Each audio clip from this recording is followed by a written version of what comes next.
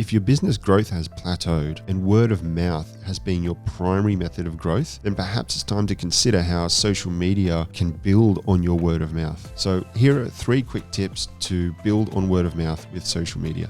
The first tip is to share happy customer stories. If word of mouth has served you well, amplify those great stories about happy customers by posting about them and then promoting those stories beyond people who already follow you with paid advertising. The second tip is to share content that people value. If you've done well with word of mouth, you must have some helpful knowledge to share. Think about frequently asked questions and create content about those questions. Start with the problem and then move through and answer the problem with the solution.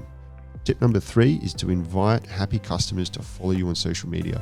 The key to word of mouth is not being forgotten.